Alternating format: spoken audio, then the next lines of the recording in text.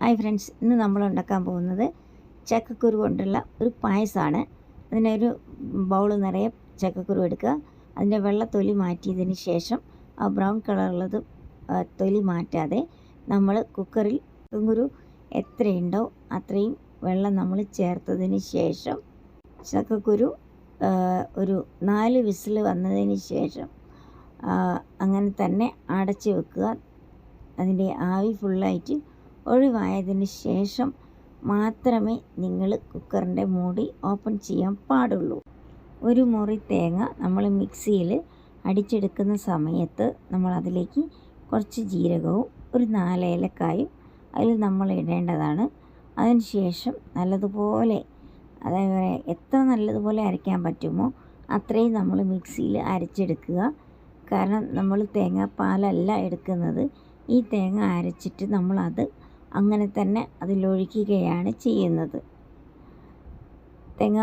ഇനി നമുക്ക് നല്ലപോലെ വെന്ത് കഴിഞ്ഞ ആ ചക്കക്കുരു കണ്ടില്ലേ, ആ ഒരു ബ്രൗൺ കളറെല്ലാമായിട്ട്, ഇനി അത് നമ്മൾ അതിൻ്റെ അകത്ത് നിന്ന് വെള്ളം മാറ്റിയതിന് ശേഷം ചക്കക്കുരു നന്നായിട്ടൊന്ന് മിക്സിയിലടിക്കുക.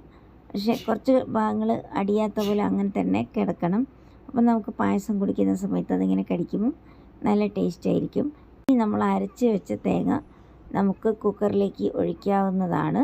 അങ്ങനെ ഒഴിച്ചതിന് ശേഷം പിന്നെയും ലൂസായിട്ടില്ല എങ്കിൽ നമുക്ക് ശർക്കര കനിച്ചൊഴിക്കുന്ന സമയത്ത് നമുക്ക് ശർക്കര വെള്ളം കൂടുതൽ ഒഴിച്ചിട്ട് പായസം ലൂസാക്കി എടുക്കാവുന്നതാണ്. കണ്ടില്ലേ, അതിൽ കഷ്ണങ്ങളെല്ലാം നിങ്ങൾ കാണുന്ന അതേപോലെ മിക്സിയിൽ അടിക്കാൻ പാടുള്ളൂ. അപ്പം നമ്മൾ ശർക്കരയെല്ലാം ഒഴിച്ചു, മണ്ണോ തരിയോ ഒന്നുമില്ലാതെ അരിച്ചൊഴിച്ചതിന് ശേഷം നമ്മുടെ പായസം റെഡി ആയിട്ടുണ്ട്. നല്ല അടിപൊളി ടേസ്റ്റുമാണ്. ഇവിടെ പിന്നെ ഞങ്ങൾ നെയ്യിൽ അണ്ടിപ്പരിപ്പോ കിസ്മിസോ ഞങ്ങൾ ഇടാറില്ല, ഇങ്ങനെ തന്നെ കഴിക്കാറാണ് ചെയ്യുക.